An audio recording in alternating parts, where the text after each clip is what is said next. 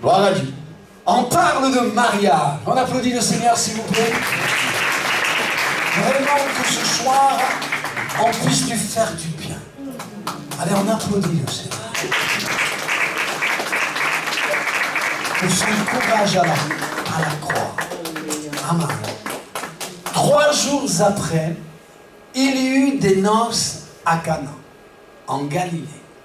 La mère de Jésus, Marie, la mère de Jésus, était là. Et Jésus fut aussi invité aux noces avec ses disciples. Parfois, les gens disent, les gens trop religieux, mais je ne voyais un casamiento. Moi, je ne vais pas à un mariage. Non, t'es Dieu. Moi, je suis un saint homme de Dieu, je ne vais pas à un mariage. Mais Jésus, il a été au mariage. Alléluia. Toi, tu es plus saint que Jésus. Ceux qui... Le vin ayant manqué, la mère de Jésus lui dit, ils n'ont plus de vin. C'était le langage de l'époque. Hein. Jésus lui répondit, femme, maman, qu'est-ce qu'il y a entre toi et moi? Mon heure n'est pas encore venue. Sa mère qui connaissait Jésus, sa mère dit aux serviteurs, faites ce qu'il vous dira. Or, il y avait là 6 vases de pierre destinés aux purifications des Juifs, contenant chacun 2 ou 3 mesures. Jésus leur dit, remplissez d'eau ces vases. Alors, ils le remplirent jusqu'au bord. Et puis maintenant, leur dit-il, apportez-le à leur donateur du repas. Et ils l'apportèrent. Et quand le donateur du repas eut goûté l'eau changée en vin, ne sachant où venait ce vin, tandis que les serviteurs qui avaient puisé l'eau le savaient bien, et il appela l'époux. Frères et sœurs et amis, Jésus nous invite. Jésus nous invite individuellement à chacun de vous. Je veux vous donner des invitations, parce que Jésus vous invite à fêter les noces de l'agneau. Chacun de vous. Vous savez, spirituellement parlant, je vais vous donner des invitations. Spirituellement parlant. Dans le ciel, si tu vas manquer, ce n'est pas à cause de Jésus qui t'a invité. C'est à cause de toi que tu as refusé l'invitation. Jésus nous invite à tous. À tous, il nous invite. Aujourd'hui, parce que toutes les femmes et tous les hommes, vous avez chanté pour Jésus. Jésus veut que tout le monde soit sauvé. La volonté de Dieu, c'est que toutes les âmes soient sauvées. Alors Jésus nous donne une invitation à chacun de nous. Et on va être aux noces de l'agneau, la grande table dans le ciel. Et s'il manque quelqu'un qui a reçu l'invitation, s'il manque quelqu'un, c'est pas faute à Jésus. Mais c'est faute à toi, qui n'a pas voulu répondre à cette invitation. Alors Jésus fut invité à ce mariage, il va répondre présent, parce que Jésus était simple, hein? Jésus n'était pas compliqué, Jésus était simple. On l'invite, mais il y va. Il y va aux noces, et là, frères et sœurs, il est aux noces avec ses disciples, ça discute, ça parle. Et là, frères et sœurs, à un moment, sa mère, Marie, il y a des gens qui prient Marie, mais Marie, elle ne se priait pas elle-même. Marie va vers Jésus, parce qu'elle sait qu'elle, elle n'est pas la fille de Dieu, c'est Jésus le Fils de Dieu. Alors Marie va vers Jésus.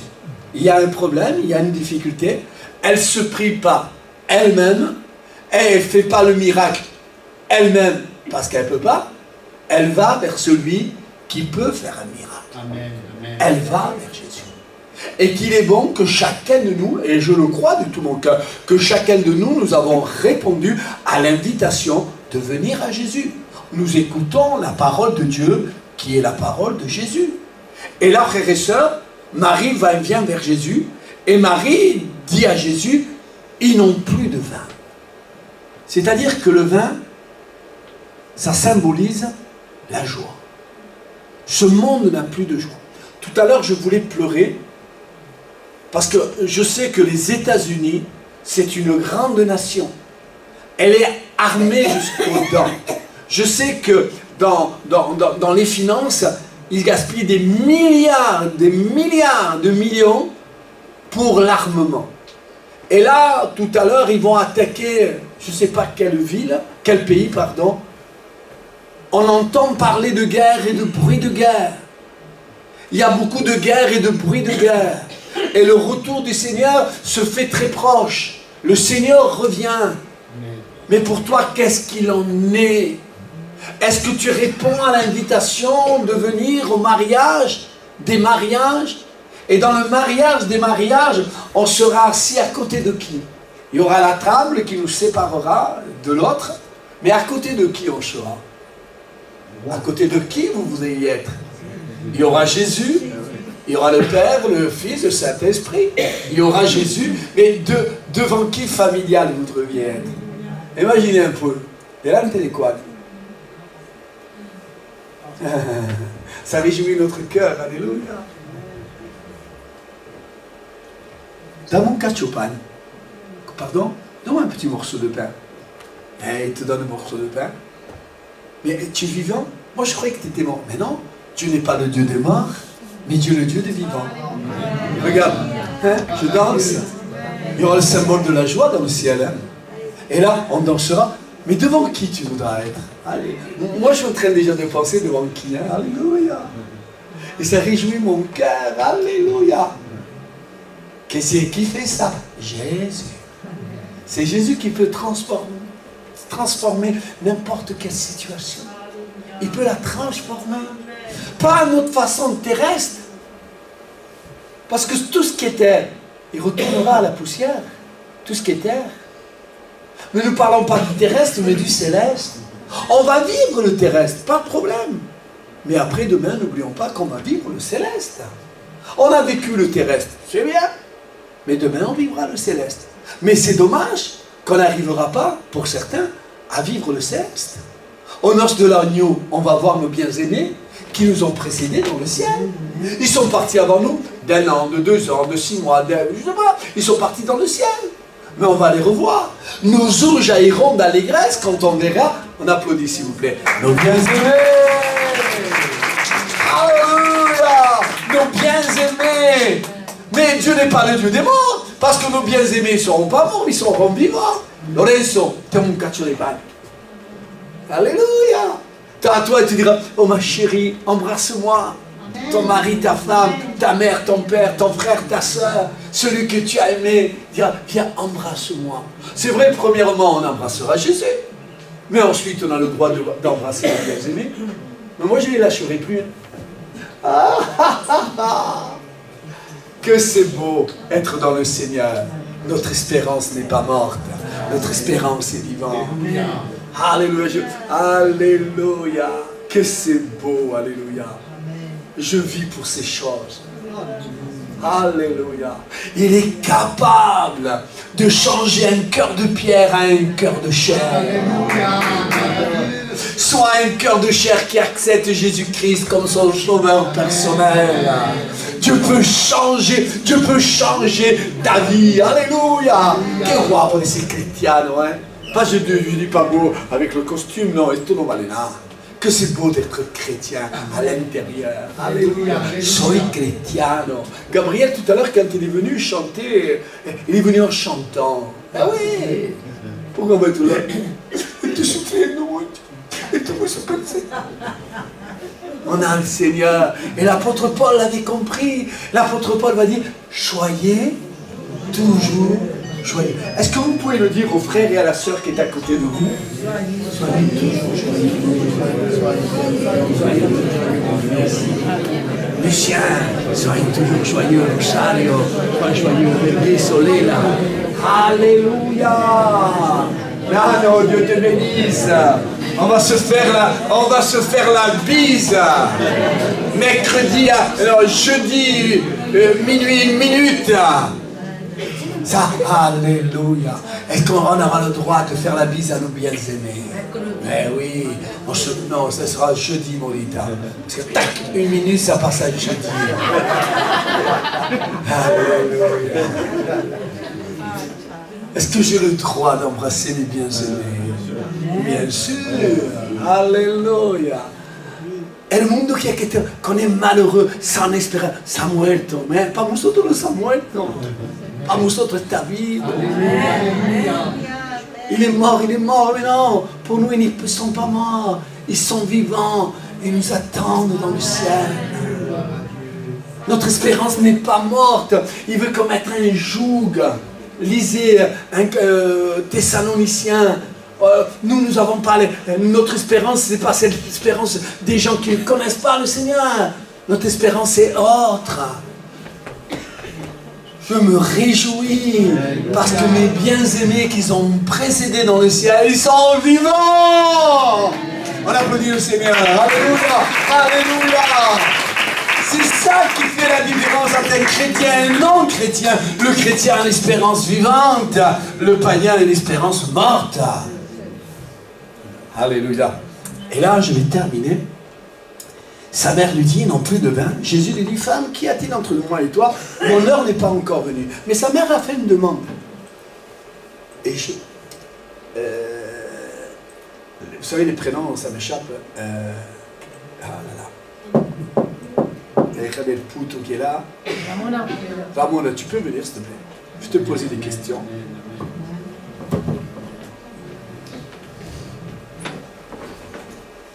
Tu nous as appelés. Oui. À moi, Khala et moi, l'autre jour, tu pleurais déjà là, l'autre jour, avant qu'on aille visiter ton mari. Tu pleurais, tu disais, Laurent, avec des larmes, tu pleurais. Il faut que tu viennes visiter mon mari. Il aurait quelque chose de grave. Quelque chose de grave. Et on est allé avec Khala prier pour ton mari. Tu étais là, ton mari était là, à la maison, chez toi. Et on a prié. Le lendemain, c'était ça, tu m'arrêtes, hein, le lendemain. 4 jours à Légon. 4 jours après, il devait passer des analyses, une radio. Ah non, le lendemain, c'est pas Donc, le lendemain, il devait passer une radio, un scanner pour voir s'il n'avait pas une tumeur, s'il n'avait pas une maladie grave, très grave. Et elle pleurait, son mari, il n'en pouvait plus. Hein. Ils étaient dans un état tous les deux lamentable parce qu'ils croyaient qu'il y avait quelque chose de grave. Et peut-être il y avait quelque chose de grave. Mais le serviteur Khala et moi-même, au nom de Jésus, on a prié pour lui. Et qu'est-ce qui s'est passé? Ben moi, j'ai demandé à mes frères et à mes sœurs de l'église, dès que je savais qu'il fallait faire un examen, j'ai voulu dire à mes frères et à mes sœurs, prier, parce que mon mari va faire un scanner, parce qu'il tousse beaucoup, parce qu'il avait perdu 10 kilos en même pas un mois. Il mangeait plus, il n'avait pas le moral. Et en fait, son collègue de travail, il a dit, moi j'ai ma femme qui travaille dans la SO du cancer, j'ai fait entendre Tatou, elle me dit d'aller visiter parce que pour elle c'est très grave Tatou. Et quand moi je l'ai regardé maigre tout d'un coup, qui toussait, qui mangeait plus. Et que tu as eu la bonne réaction d'appeler les serviteurs de Dieu. Ah oui, et j'ai appelé, j'ai dit on va appeler les serviteurs de Dieu, on va dire qu'ils viennent à la maison. Et qui prie. Et qui prie. Ah oui, je lui ai dit, est-ce que toi tu veux, parce que je ne voulais pas le forcer. Non. Et donc moi il sait que je suis chrétienne, et il m'a dit oui, appelle. On est venu. Ils sont venus. Et qu'est-ce qui s'est passé après? Alors on a eu 4 jours d'attente, parce que le radiologue il n'était pas là. Mais moi j'avais la foi, hein, et je disais à mes frères, à mes sœurs, continue à prier tant qu'on n'a pas la réponse. On reçoit les résultats, rien du tout. Alléluia, Alléluia. Gloire à Dieu, merci Seigneur. Alléluia, gloire à Dieu. Il y a une chose qui m'a promis de venir, il n'est pas encore venu. Alléluia, je le crois. Amen, on applaudit le Seigneur. Alléluia. Alors Dieu est un Dieu de prodige, Dieu est un Dieu de miracle, au nom de Jésus. Même si les personnes, moi je le crois qu'il va venir, pas de problème. Même si les personnes ne viennent pas, moi je vois qu'il va venir. Mais même s'ils ne viennent pas, la toute-puissance de Dieu est là. Quand quelqu'un fait appel à Jésus, mais Jésus vient et guérit le malade. Alors la mère de Jésus a demandé à Jésus, Jésus non plus de vin. Alors Jésus a dit, mais il n'y a rien, qu'est-ce qu'il y a entre moi et toi? Mais après, il a dit à ses disciples, remplissez d'eau ces vases. Ah non, on s'imagine, on se représente un vase, notre vie, comme un vase. Et Dieu dit, remplissez-les d'eau. Symbole de la vie, l'eau, hein? Remplissez-les de vie. Et là, il va les remplir de vie. Il va les remplir d'eau. Et à un moment qu'ils sont remplis d'eau, les vases. Il leur dit maintenant, apportez-le à l'ordonnateur du repas. Les disciples avaient entendu la mère de Jésus dire qu'ils avaient besoin de vin. Est-ce qu'ils avaient besoin d'eau? Pardon? Non. Mais non, ils avaient besoin de quoi? De vin. Alors les disciples apportaient de l'eau à l'ordonnateur du repas, ben, il ne fallait pas le faire. Mais parce qu'ils avaient confiance dans le Seigneur. Quand on a confiance dans le Seigneur, la situation que je traverse, les problèmes et difficultés que je traverse, les moments difficiles que je traverse, Amen, amen, amen. Je m'adresse à Jésus. Alléluia. Parce que quand on... Qui c'est qui a traversé des moments difficiles dans sa vie? Ah, vous savez de quoi je parle. Et moi aussi. Hein. Quand on traverse des moments difficiles, Jésus dit, mais remplis-toi de moi. Mais Seigneur, remplis-toi de moi. Mais je traverse des moments horribles. Mais Seigneur, remplis-toi de moi. Pour tes enfants, pour ton mari, pour ton foyer, pour ton avenir, pour ton corps fatigué, ton corps malade. Remplis-toi de moi. Et dis à tes ennemis dans les situations que tu traverses. Remplis-toi de moi. Et là, les disciples prennent l'eau et ils vont en direction de l'ordonnateur du repas, mais ils ont foi dans le Seigneur. Et il est écrit dans la parole de Dieu que, hors sans la foi, il est impossible de lui être agréable. Qui c'est qui veut être agréable au Seigneur ce soir? Tenez votre bras levé. C'est vrai? Tenez votre bras levé. C'est vrai? Vous voulez être agréable à Jésus? L'année 2025 se termine. Vous voulez être agréable à Jésus? On veut commencer l'année 2026 agréable à Jésus? Amen. Alléluia. Et quand on est agréable à Jésus, et qu'on devient agréable à Jésus, je dis souvent dans mes prières, Seigneur, que ma communion avec toi, elle grandisse. Je veux être agréable à Jésus. Nous voulons être agréables à Jésus.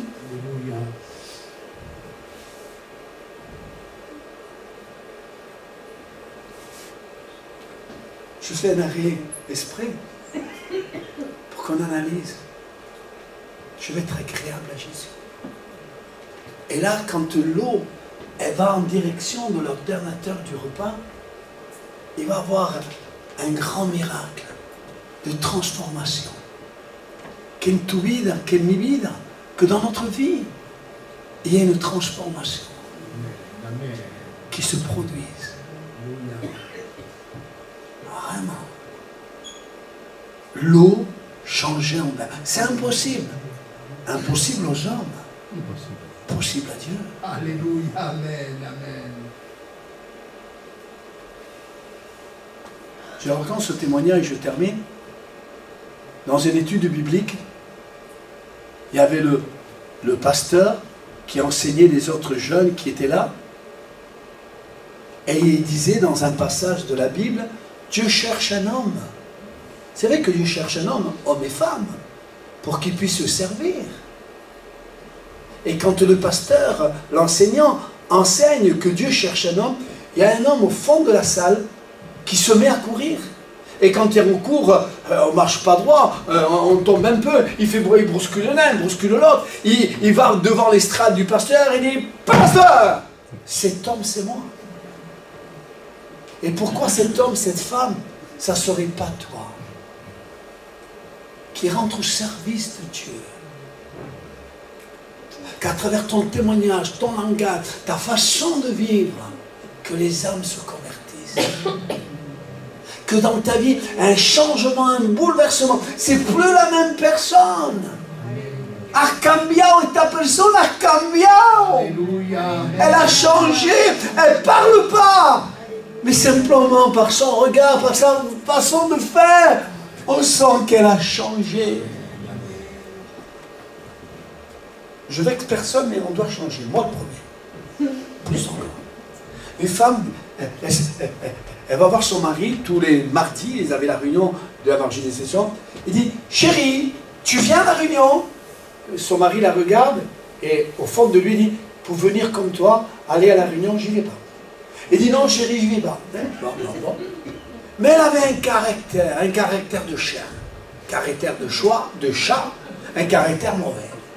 Son mari disait, Seigneur, que mujer. Mais ça peut être un homme, mais bon, on en parle d'une femme. Et là, frères et sœurs, à chaque fois, elle invitait son mari, mais elle avait un mauvais caractère. Elle avait un mauvais témoignage vis-à-vis de son mari, vis-à-vis de ses enfants, vis-à-vis des gens qu'elle connaissait, un mauvais témoignage. Et un jour, elle vient à une réunion, semblable à celle-ci. Et le Seigneur lui parle. Et il lui dit, change, cambia, sois transformé. Sois transformé. Comme le dit la parole de Dieu ce soir, sois changé comme l'eau a été changée en mer. Change comme enfant de Dieu, qui s'approche de Dieu. Et elle a compris. Tengo de cambiar. Je dois changer. Je ne dois plus faire ce que je dois faire. Dans ma vie, il doit y avoir un changement.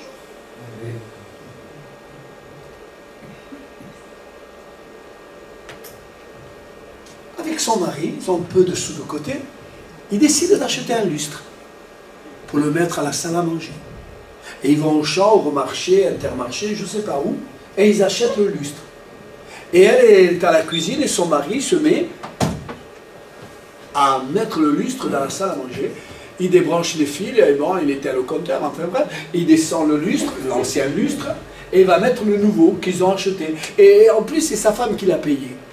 Et là, il prend, il met le lustre, il regarde sa femme, chérie, I love you, te quiero. Sa femme dit, moi aussi je t'aime. Et il met le lustre, et à un moment, il fait une fausse manœuvre. Et qu'est-ce qu'il fait le lustre? Waouh! Sa première réaction, il était seul avec ce mouret, tête à tête. Hein? Sa première réaction a été de prendre ses deux mains que Dieu lui a données, ses deux mains, et les mettre dans les oreilles. Il n'entend pas de cris, ça hurle pas. Il y a quelque chose qui ne va pas. Il regarde en direction de la cuisine, où c'est qu'il y a sa femme. Il dit, chérie, j'ai cassé le lustre. Sa femme s'approche et il dit,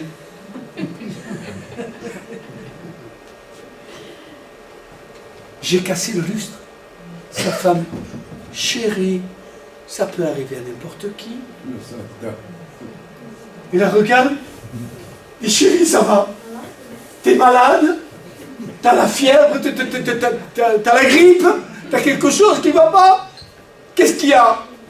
Tu vas m'annoncer que tu divorces avec moi? Il la regarde. Il y a rien qui se dit, non chérie, bisous, je m'en vais à la cuisine, je te prépare ton café.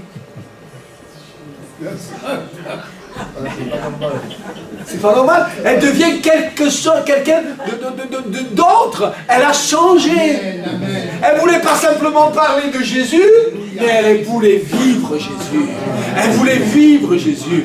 Et là, frères et sœurs, elle lui dit, chérie, il y a la réunion. Mais je vais. Il n'a pas dit parce que ça se regarde.